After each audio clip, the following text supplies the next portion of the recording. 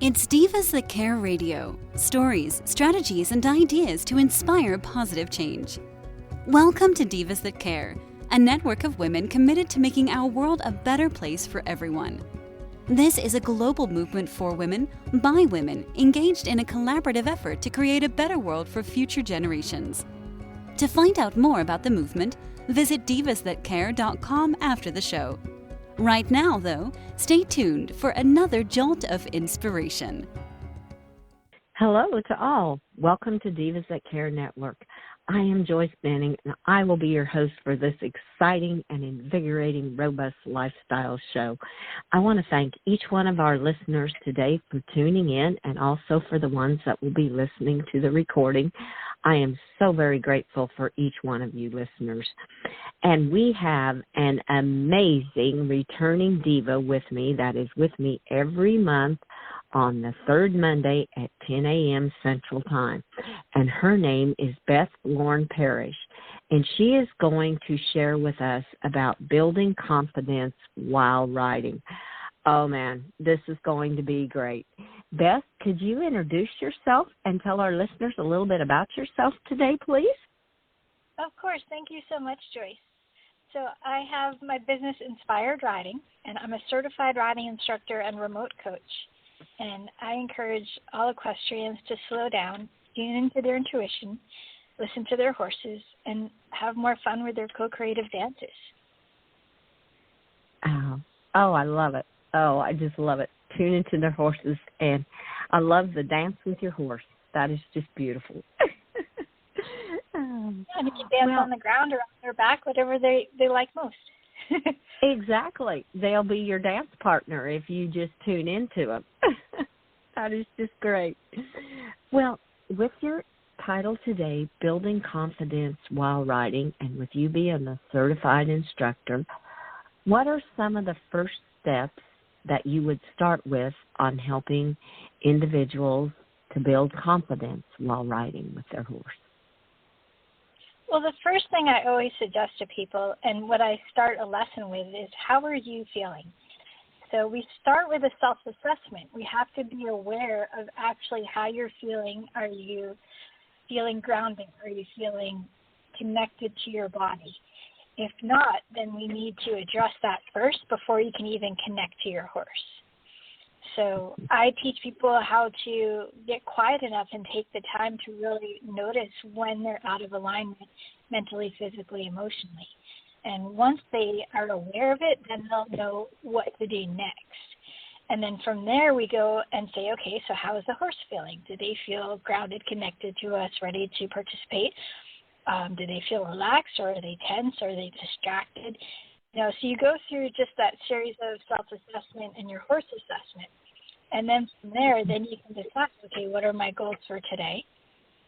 What are my long-term goals? And how do we, make it the best situation possible in this moment for all of us, and kind of go from there. So the biggest thing to first establish is realize how you're feeling. And so many people don't always know. They sometimes get like this feeling of, I don't know, that's kind of like butterflies, but I'm not sure why. So I'm the one to say, okay, so let's take a moment and breathe and actually ask. So you could place your hand on your heart and your hand on your belly. You can even do this just right now and take a nice deep breath. And then feel, okay, what's going on here? And then ask, what are these butterflies trying to tell me? Are they just saying that I'm excited, or is there a danger? And if so, what do I need to do to make sure I stay safe? And then up, so you might get images, you might get feelings, you might get actual words, you might get an impulse and inspired action. So these are the things that people sometimes just kind of brush past because they're just rushing and want to just get the job done, get on the horse and go. But I'm like, hey, wait a second, this could actually save your life if you do this. So let's dial it down a notch and give us a moment to really assess. And then from there, once we're more tuned in with our bodies, then we can actually be more receptive and help our horses even more. Oh, that is awesome. I love that. How to check your mental, your physical, and your emotional state. And Do you feel that listening to your intuition at this time is so important? Because like you said, sometimes we're in such a hurry. It's like, oh, I got to go ride horse, then I got to do this and do this and do this.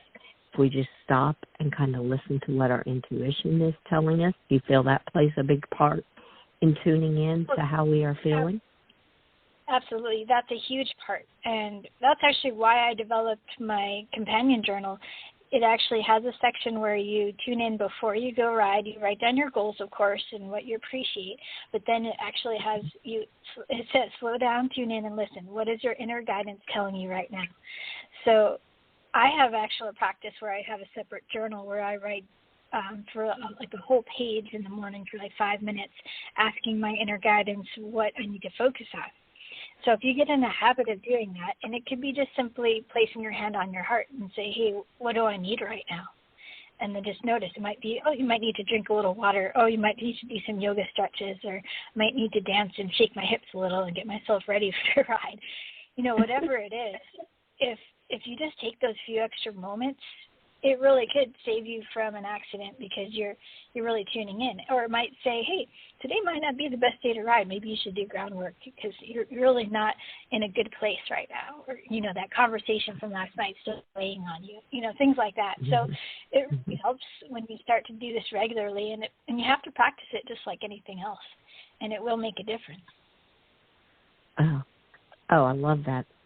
Focus, inner guidance. Just kind of focus on what you need for today. I love journaling in that. That is a great idea, Beth. That is just beautiful to just take those few minutes, and it's such a few minutes that can mean so much and change so much throughout your day if you just listen and focus on what your inner self is telling you, what you're needing today. Oh, what a beautiful way to start. I love that. Thank you so much. Oh, now, and I have to ask, did you learn this through becoming a certified teacher to tune in these different ways, or has this been learned more through personal experiences? Yeah, this is definitely through personal experience. I learned a ton of, you know, centered riding from my original trainer in New York. I've gone to countless clinics, and I've learned from so many different people all of the beautiful classical ways to train and teach. But they never really got into this side of it where you're seriously diving deep into the intuition and telepathy. So I explored on my own all the esoteric learning. My sister is an intuitive, and she's amazing. So we would have long conversations all the time, and she would direct me to books to read, and everything I would start reading would really resonate, and then it just became this insatiable feeling inside me, like I need to keep learning more.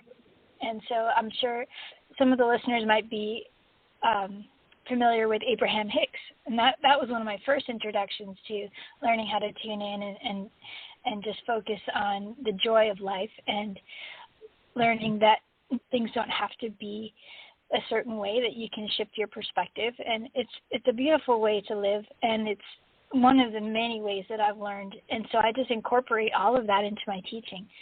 So I feel really blessed that I can make it more of a holistic experience, even remotely. So it's just a cool thing. It's not just learning how to ride safely and be balanced, which is very important to me, of course, but I also want to make sure that the element, the extra layer is built in where people feel so confident emotionally and mentally as well as physically. And it just makes all the difference. Oh, yes. Oh, that is just beautiful. And I kind of was thinking it was probably from learning personal experiences that brought you to this, which brings a whole nother level in my thinking to riding. Because you're first tuning into yourself and to your horse, and then if it's like you said, if it's not the day to ride, do groundwork, do something other than having to think you have to get on. And what a much more pleasurable experience it's more than likely going to be if you do it that way. Oh, I love how you've incorporated that into that. Now, do you feel then, too, and do you see it in your students and the ones that you help on this, that it does improve their writing when they first tune in to themselves and their horse? Oh, without a doubt. It's amazing. They say, it doesn't even take that much, but when they actually start to implement this moment of pause, breathe, smile, and really just take in that feeling of, oh, I get to ride, I'm going to appreciate the moment, what can I do to make it better for both of us? And then it's amazing the feedback I've received from my remote students and how much they've improved. And then even if I just put a post in my main group that has over 1,300 members, and I'll ask them, what have you learned from Inspired Riding? I know all of them will say, slow down, listen to my intuition, listen to my horse. I'm like, okay, you guys are getting it. This is awesome. So it's like we're creating this beautiful movement, and I just love seeing that. And, speaking from personal experiences, I might have mentioned this already before in another podcast, but the time where it was like blaring, screaming at me, the morning I had my first big fall where I had to have surgery, I actually had a voice inside of me say, you're going to fall today. And I ignored it. And so when I actually was in the hospital recovering from my arm surgery where they put a metal plate in my arm, all I could think of was, I had a voice tell me and I did nothing to change my day. And so now I'm like, okay, this is really important. We need to find all the riders to listen and actually, even if there isn't something specific coming up, to actually ask. So they always say, like, your angel guides are there at the ready, but you actually have to ask them to step in and help. So I think I was reading a quote by Mike Dooley, who does the Notes from the Universe, basically like, hey, you're not using all your guides. What's up with that? You can ask them for help, and you can, like, fly and be even more bold and do amazing things. So you use those angels wisely, So, you can call your inner guidance God, the universe, angels, your higher self, whatever you want to call it, but just be sure to ask them, what you could do to make things better, and then you're going to be amazed by what starts to stream in, because we can all channel and download information once we get quiet enough and actually acknowledge that we have that power within. Yes. Yes, definitely. And how ironic that is, because I just read a quote, I think it was yesterday, just about that, about calling in your angel, your guides, animal spirits to help you to realize what you should be focusing on at that moment, and how much more and how much deeper you can go, and how you can improve on yourself and those around you, your animals, everything. Oh, that is so ironic that I just read that yesterday. As you were saying that, I'm going, I just read one just like that. Oh, I love that. That's awesome. I love how things line up. That is just incredible. And I always say I call in my animal spirits to help me on different things. And a gal looked at me and goes, animal spirits? And I go, yeah, they're our guides. I said, they help us all the time. And even when we don't realize it, they're there ready to help us. And I'm like, I love it. Oh, absolutely. I call in my horses that have crossed over to help as well. And that's such a beautiful thing.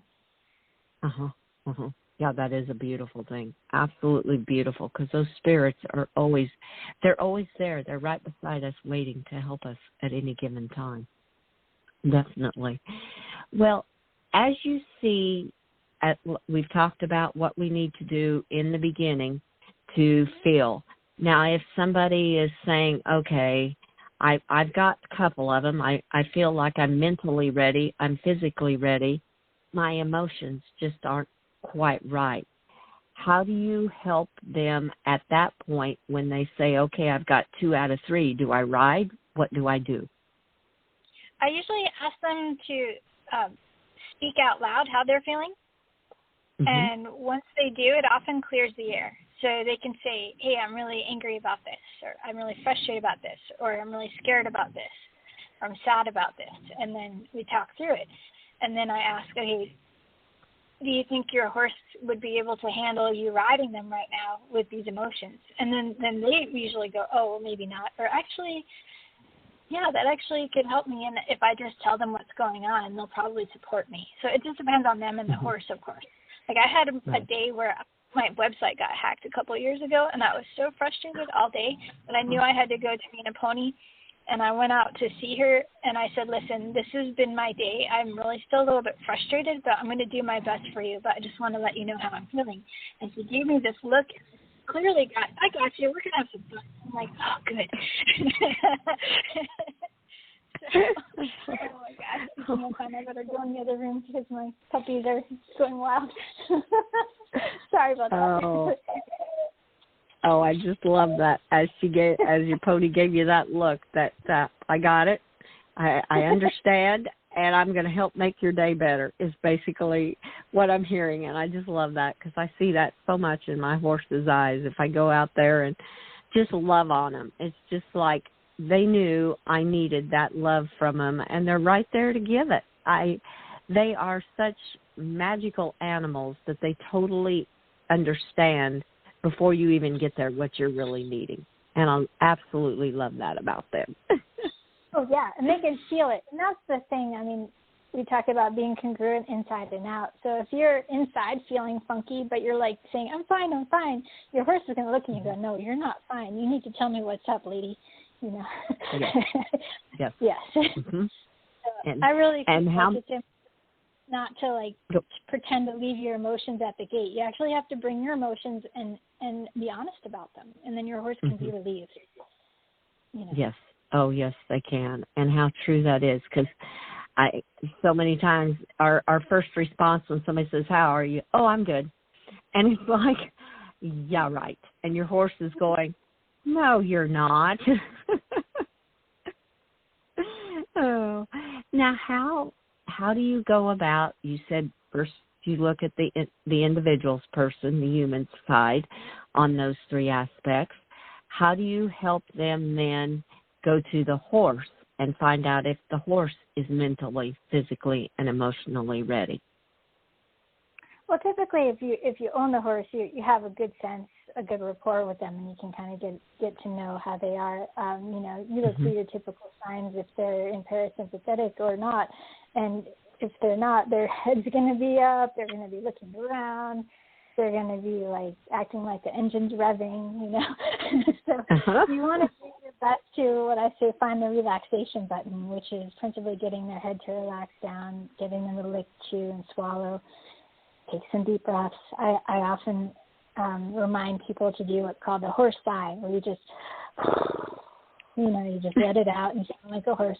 And usually when you do it, the horse will mirror you and do the same. And sometimes the horses will do it while you're riding to remind you to breathe. I really love that one. I find my pony does that often. Says, Mom, you're holding my breath. You focus on making sure your horse is relaxed and, willing. And I do a lot of little check-ins. So I'll make sure my pony wants to work with me I go start to set up, and then he's all the way in the back of the woods. And if he comes over, that's a good indication he wants to do something. If I have to go get him in the woods, it's usually maybe not today, or maybe you have to convince me.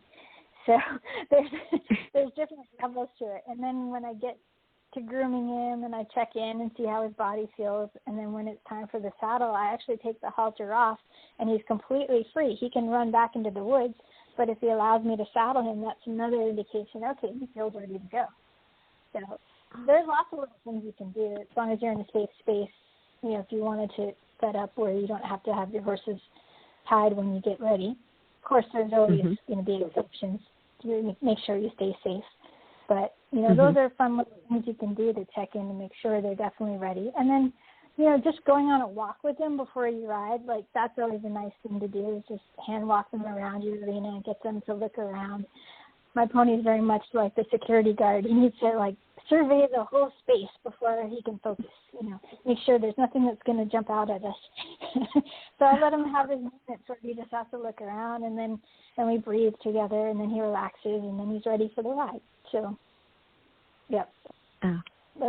those are the things I usually suggest to do. Uh-huh. Oh, those are great pointers to do. I love that. And I love how you take the halter off when you saddle him. That's incredible, because you give him that opportunity that if he's like, no, this is not the day to ride, let's just be together, he has that opportunity. That is beautiful. I love that. Thank you. And it's really cool because so far out of all the rides I've done, only about 3 times has he run away from me or just wandered off. But most of the time he's been up for it. But the times he wandered off, it was very interesting. I noticed that the footing in the arena was still a little bit slippery, so I think he got the sense that it would have been too dangerous for us to do things. And I thought that was pretty cool. That is cool. And the other couple of times really wasn't in the mood. Something was spooking him that day. And you just have to let them have their days. And they're just like us. Yeah. You know, you have to honor how they're feeling too. Mhm. Mhm. Oh, how true it is. How true it is, and how they talk to us like that. It is just incredible, because in just a small instance, one of my horses, I went and got him and moved him around to another pen, and he just wasn't himself. I could tell when I put the halter on him, he was nervous, and I was like, okay, we got to go. Well, I should have known that was my first sign, and yes, he did bolt from me and sword up my finger, but I'm like, okay, that was my own fault. He gave me the warning to tell that some things were spooking him to be on the alert, and I wasn't. So they tell you if we just tune in and listen. That's what just amazes me with them. They are they're so into their intuition of what's going on, and it's like, I'm sure they're going, why do you not understand me? Yes. Yeah, that's why when we actually slow down and stop rushing about, they're like, oh, there you are. You know, it's such a beautiful thing. I'm sorry about your hand, though. That's not fun. Oh, well, it happens, and like I said, it was my own fault. I wasn't listening to him. He was telling me. So, but and I love how you said when a horse sigh, it's like even when they're riding, they're maybe trying to tell you to take a breath, breathe, pause, breathe, and smile a minute. Exactly. It's really yeah, they're talking to us all the time, so we just need to acknowledge that and appreciate it and do our best to listen as best we can. Yes.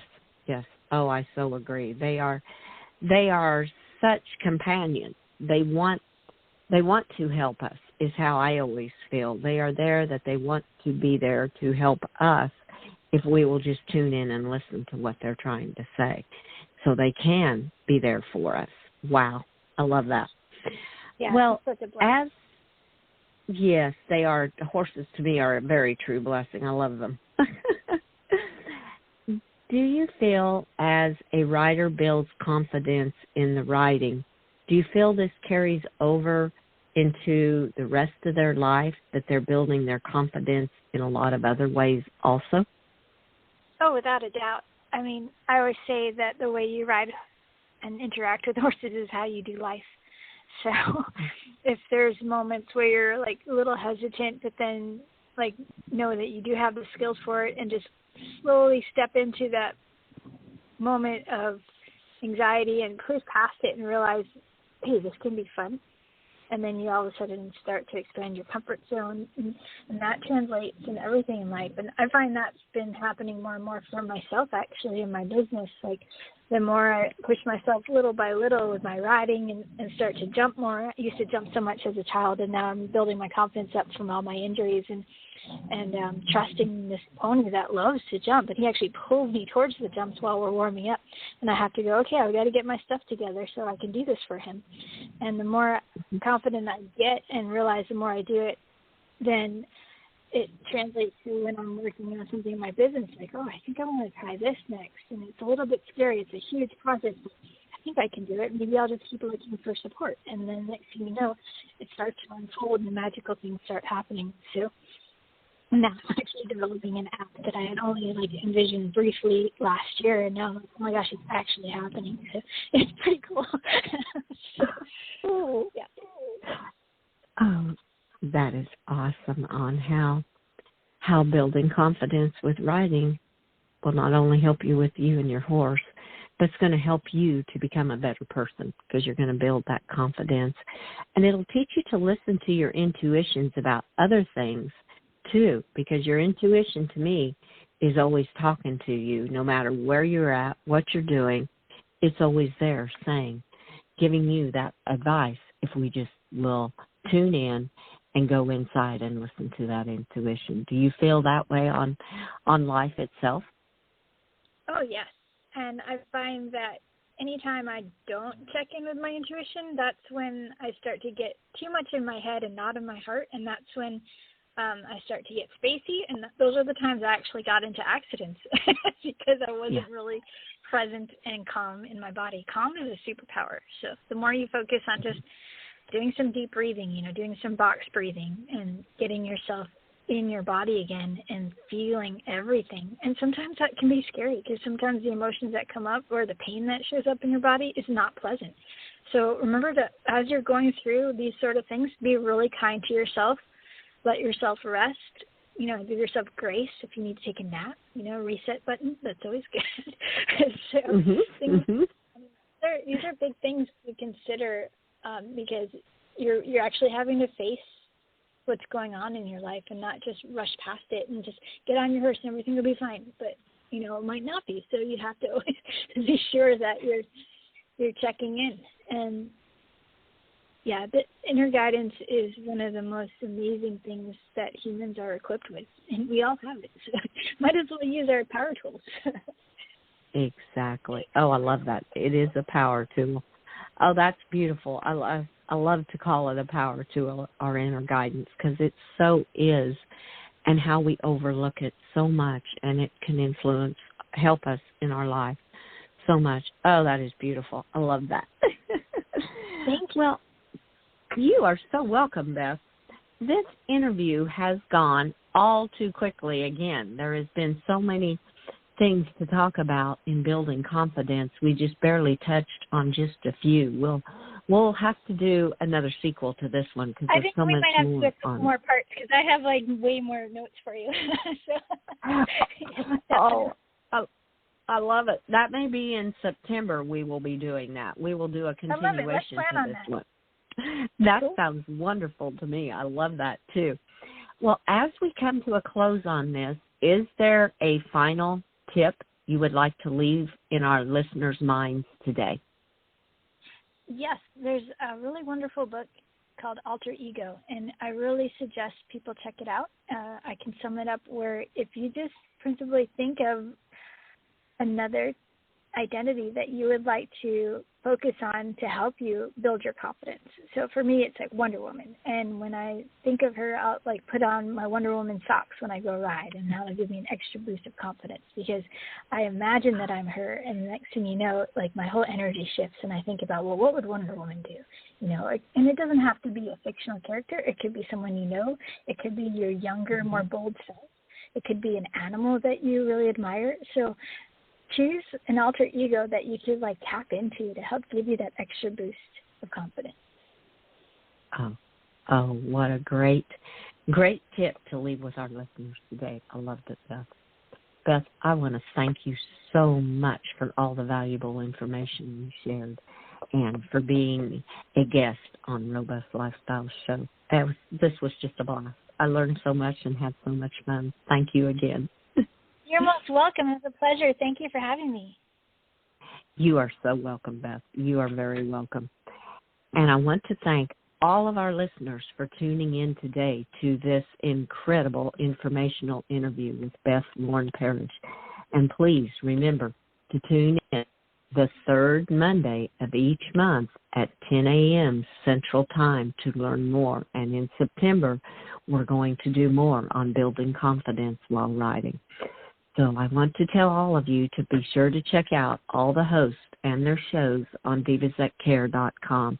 Absolutely fantastic day. Remember, be kind to all. And as Beth said, use that power tool that you have of your inner guidance. And give your animals an extra hug and share your love with them. And until we connect again on Robust Lifestyles, stay strong and healthy. Thanks for listening. This show was brought to you by Divas That Care. Connect with us on Facebook, on Instagram, and of course on divasthatcare.com, where you can subscribe to our newsletter so you don't miss a thing.